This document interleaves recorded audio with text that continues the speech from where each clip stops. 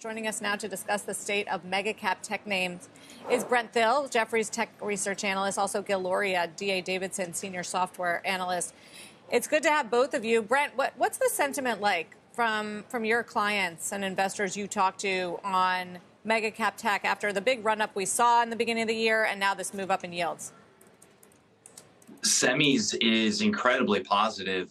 As a software analyst, right now, it's not a great time. No one wants to talk about our group because when you see Dell up 50% year to date, NVIDIA, a number of the hardware names, that's been the place to be, and software has effectively been an afterthought. So as we travel globally right now, the sentiment's definitely offsides, and you can see that in the SMH, the semi index, versus the IGV, which is the software index.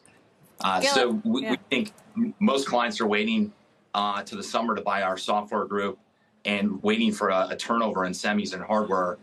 We really haven't seen that in a big way or sustained pullback, and we think effectively that's what will trigger this rotation back into software and internet out of semis at some point.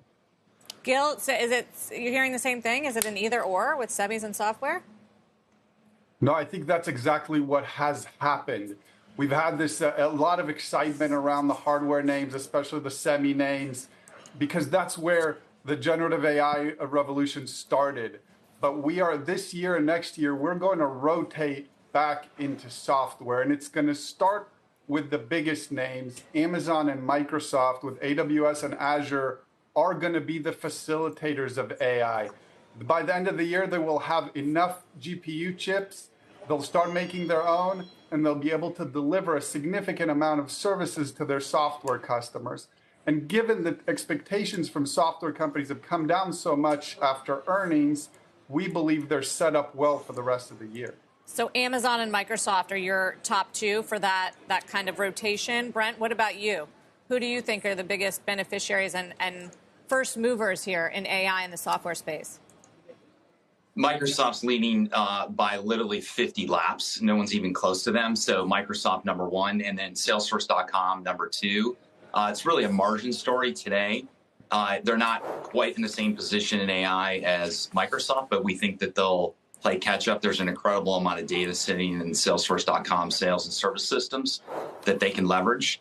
And we think that'll effectively come later this year into 2025.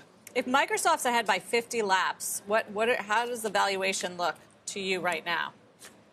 It's really reasonable. It's 30 times. I'm looking where it's trading. 36 times next year's earnings. It has outperformed, but what do you think is not appreciated here? I think from my perspective, when you look at the pricing power, Microsoft's strategy is to put co-pilots across all their stores. And so they can sustain double-digit growth, continued margin improvement, great cash flow. Obviously, when you look at the product lineup, I mean, it's not even close in terms of who has the right product for the next 3 to 5 years in AI. And so Microsoft's so far ahead. And remember, this is recurring revenue. What Gil said is right, which is in many ways, you're buying this one-time installment of hardware and semis to get the foundation built. Our companies and software are going to see that recurring revenue. And Microsoft, given the position that they're in, is going to see an incredible recurring revenue across all their product lines if these co-pilots get adopted that spark, a 20, 30, 40% lift in pricing. They probably won't see 100 at list, but they'll get some discounts from large enterprises.